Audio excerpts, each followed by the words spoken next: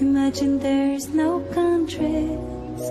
It isn't hard to do. Ain't no religion too. I hope someday you will join us and the world will leave us in. And the world will live as one. Live as one. Welcome everyone to the Wake Up Call channel.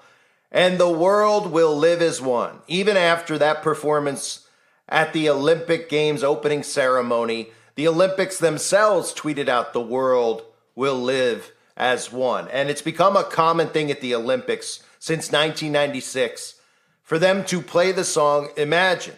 And the lyrics of that song are really important for people to understand. Now, the Olympic Games are supposed to be about all of these countries coming together and playing in these sporting events, even though a lot of them aren't even real sports, where they're playing for their country. But the lyrics of the song Imagine are actually the anti-Olympics, but nobody's picked up on that yet. The lyrics of the song Imagine are literally the Communist Manifesto put into music. It is the anthem of the New World Order. So let me cover this performance from Juliette Armanet, a witch that they chose to perform this ritual out on the water.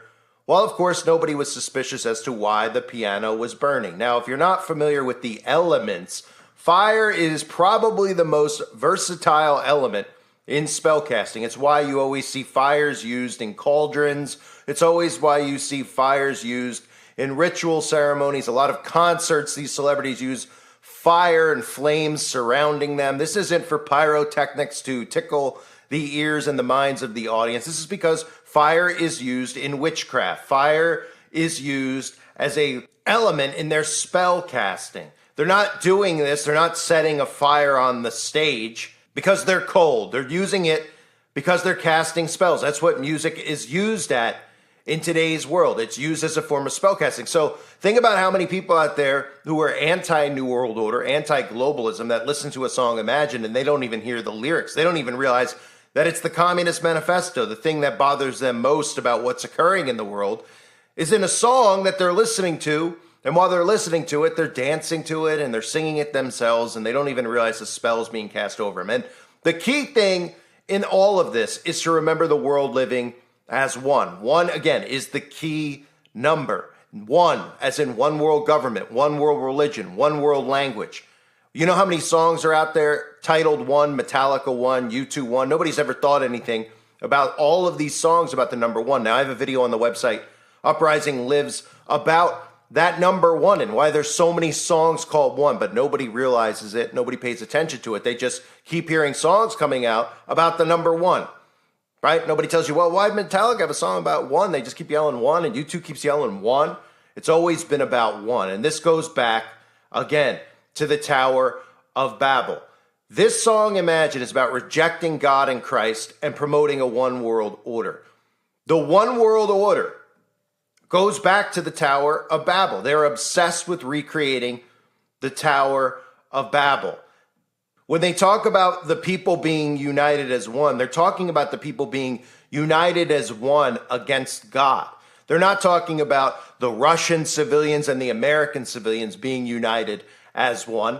They're talking about all civilians across the earth being united against God, the recreation of the Tower of Babel. Keep in mind that most civilians in America would have no issue with any civilians in Russia or in China or anywhere else if it wasn't for their media machine that keeps everybody divided. They're the ones who cause all the chaos in the world with their staged wars and their assaults on civilians and the constant attacks that they do on our personal lives and meddling in our everyday lives with the things that they do to the air, with the chemtrails, to the stuff that they jam into our food, and then telling us that our next door neighbor doesn't vote the same way as we do, so we should be enemies with them. This all goes to them, and their goal here is divide and conquer. That's why they're dividing us every single day. They're dividing you to exhaustion, and the goal is to bring about this connected world, and this connected world will be the recreation of the Tower of Babel. Remember, abolishing religion, abolishing the past, abolishing nations, abolishing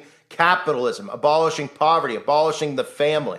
These are all things that are in John Lennon's song Imagine, these are all goals of the New World Order. And how do they plan to do it? Well, it's been happening right under your eyes. You might remember the mission of Facebook was to make the world more open and connected. This New World Order is fueled on technology. So for people out there that constantly write things about, well, if you're not going to vote for Trump, you're going to vote for Biden, they can't get it through their head of how to defeat the New World Order. They think still they have to go to the ballot box. And of course, that's just an illusion because your vote doesn't count. The more control they have over you is all goes back to technology. The more you allow technology into your life, the more you concede to the government making you and forcing you to do stuff online, payments online, IDs online. That's their control over you. And connecting the world as one can only be done through technology. Through those towers that we see popping up everywhere that we might as well just call, instead of calling them 5G towers, just call them Babel towers.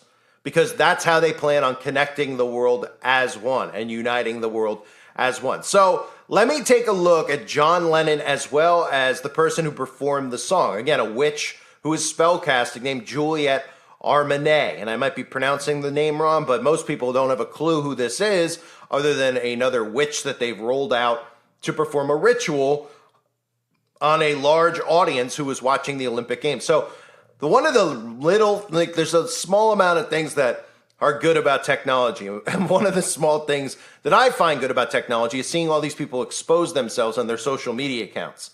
Because I wouldn't know who this person was if I didn't look up their Instagram account. And then through signs and symbols, you could see who they are. So Juliet, of course, all over their Instagram account, because I say there because I can't tell if, I don't know. I don't want to offend anybody by calling them the wrong gender. But I mean, if I'm going to look at this person and decide if it's a man or a woman, well, it looks a little bit to me like this person resembles Andre the Giant than it does a woman. So we could see Juliet, wink, wink, laying on a ground. You could see the black and white Masonic checkerboard, dancing on the black and white Masonic checkerboard floor. These are obviously staged strategically there. The black and white Masonic checkerboard floor, again, goes back to Freemasonry and secret societies. Duality is what it represents.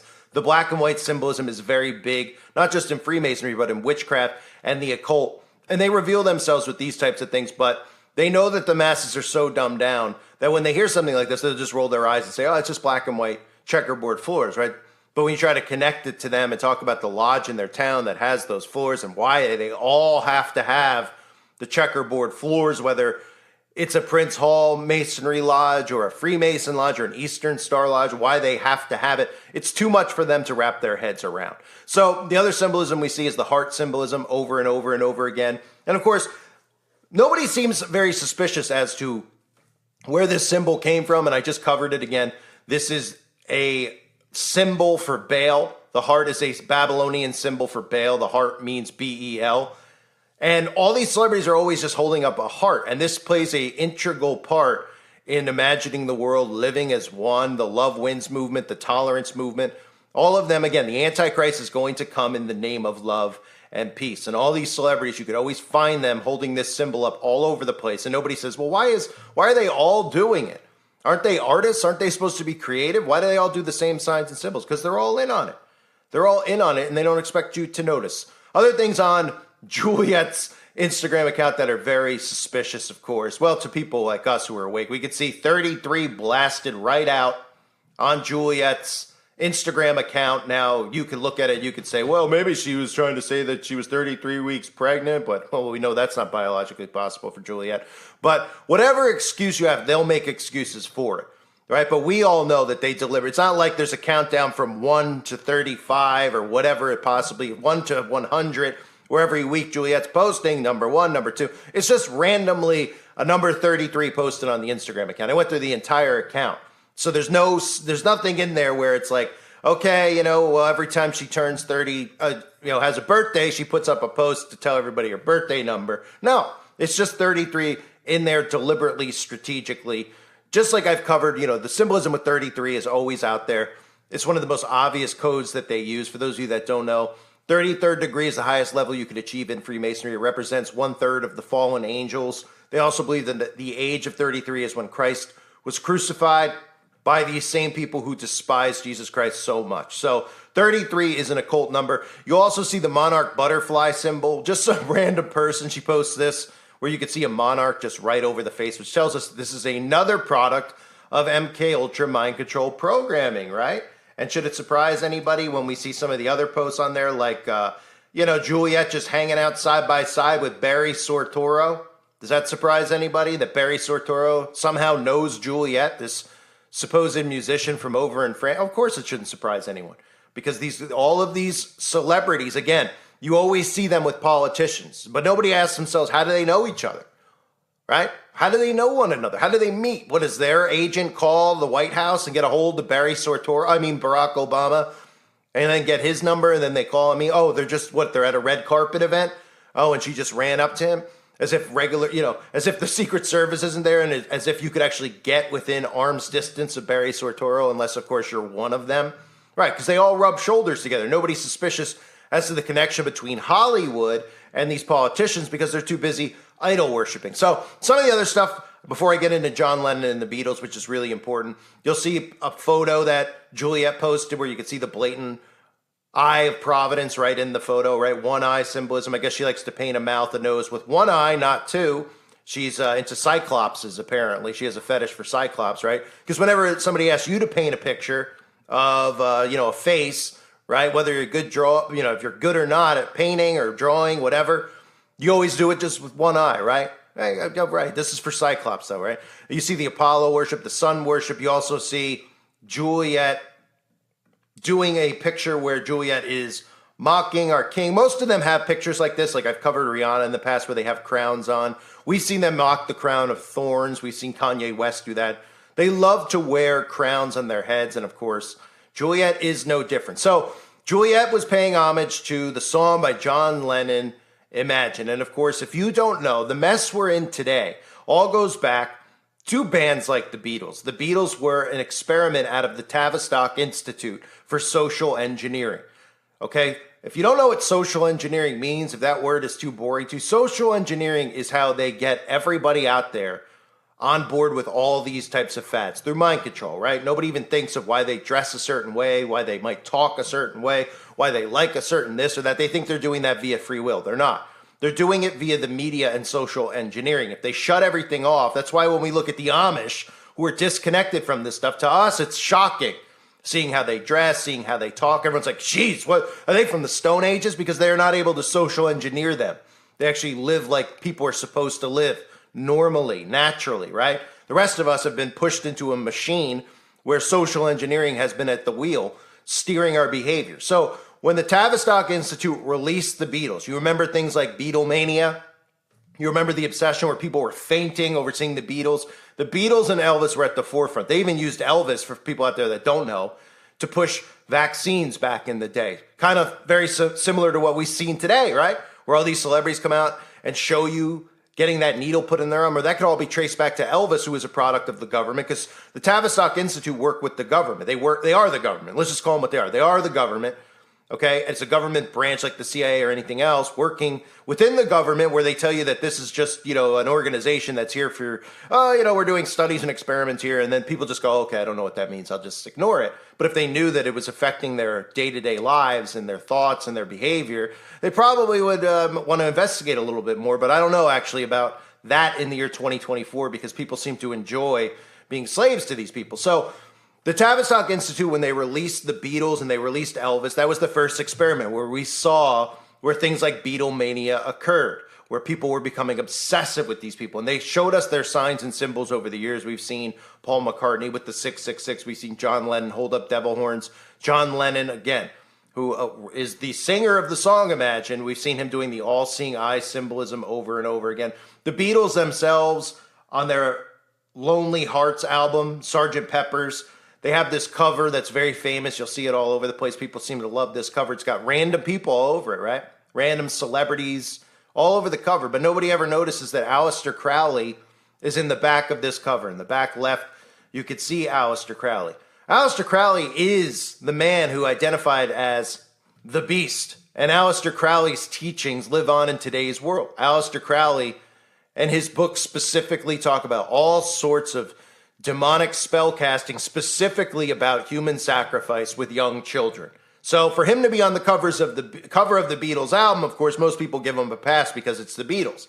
Now, one of the things that drives me nuts is older people, and I'm an older person, who think that all this garbage going on is just from today's world. They're like, oh, it's just the music today is sick.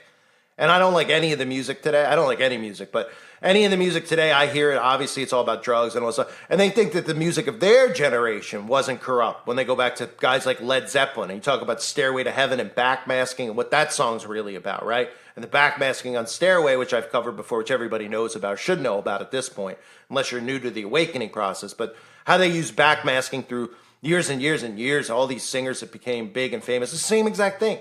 And they were pushing the same exact stuff. They were social engineering you then. Music wasn't just, oh, it got corrupted in the year 2000 when all of a sudden Marilyn Manson showed up. It's always been satanic at its core. It was just a matter of how they revealed themselves to you out in the public. Everybody looked at the Beatles. Oh, they're a cute bunch of guys, and they're not satanic or demonic, but the tree is known by its fruits, right? And who do we always see the Beatles hanging out with? Jimmy Savile, right? What's Jimmy Savile known for? Well, it ain't anything good. Jimmy Savile, you could look at him and you know what Jimmy Savile's involved in, but you don't just have to look at Jimmy Savile to know what he's into. It's out in the open of Jimmy Savile and his connection to children and the occult. And of course, Jimmy Savile rubbed shoulders with a lot of these famous politicians over the years, Prince Charles, King Charles, the Beatles. Nobody connects the dots. It's a big cult of famous people who are only famous because they're products of the government. It's hard for these people who are idol worshipers to wrap their heads around any of these people being put there because they're government operatives. They want to believe in these stories, which is why the government always gives you the stories of how they made it, right? And then they give you the illusion that you could do it too. Like you could be the next Beatles. Just go play in your garage for years and years and years, and you could be like this. So then these people go and they try, and then they go into a depression because they can't achieve these things because it's not possible unless, of course, you're on the inside.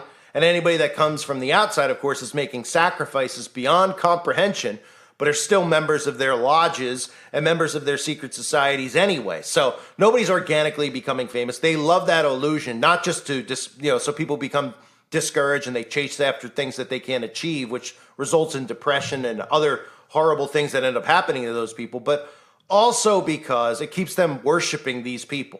And it keeps them thinking that these people are organically there. And the idol worship is key to all of this stuff that's going on. Most of these people, I see them post stuff about the Beatles. They post stuff about Barry Soetoro, Obama. Oh, he's the best president. Oh, they're the best band, right? They don't even know why they're doing that or what they're saying because they're products of social engineering. So back to the point of this entire video about the song Imagine and the lyrics to that song. And how important that song is, because it's an anthem for the New World Order, which is why they had John Lennon release that song. It is a song that is worshipped. It is a song that you hear day in and day out. All on the radio. They play it on the radio. Everybody in unison seems to love the song. And it's going to continue to be the song of the New World Order, which is why they continually play it. John Lennon is long past. They're covering this song every Olympics. They play the song still on the radio. Other bands cover the song. It's going to be the song and the anthem of the New World Order, the world living as one. It is the Tower of Babel recreated. I had to do a video on this so people out there could be aware of it, just how they operate right in front of us. Because most people saw some of the things that I did in my other video on the opening ceremony. You saw the trance. These are things that they do in front of you to gaslight you and get you angry. The Last Supper, right? The depiction of the Da Vinci painting that gets everybody so upset, even though the picture itself is not in the Bible for Christians out there who don't know who Da Vinci is. But, they think that it's some sacred picture that's in the Bible. I think for some of these Christians, I really think that they believe that that this picture is in the Bible. It's a Da Vinci picture. It's a picture that was drawn by one of their own. But I get people being angry about being mocked. But at this point, they're doing this deliberately so that you put your hope in man. That's what they're doing this for. They're doing this so that you put your hope in man to stop the oppression that's being done against you. And no real revolution will ever occur if we're putting our hopes in these bought and paid for politicians who are all working together. So while everybody was looking at all those other themes of men dressed as women with beards and painting themselves like Smurfs, I mean, all the disgusting stuff, right? Like, if you didn't see my other video, I definitely recommend you watch it because there's a lot of subliminals in there with the French Revolution. But that's what everybody was staring at. But really, they're talking and speaking right in front of you, and they always have been. Because that song, Imagine, is a world that they want. That song, Imagine, is a blueprint for the New World Order, where they eliminate all these things, religion, they eliminate all the different languages. And what it really is about is the recreation of the Tower of Babel. That's the goal, and that's always been their goal. I thank everybody for being here. Hope you're all doing well. God bless you and your families as always.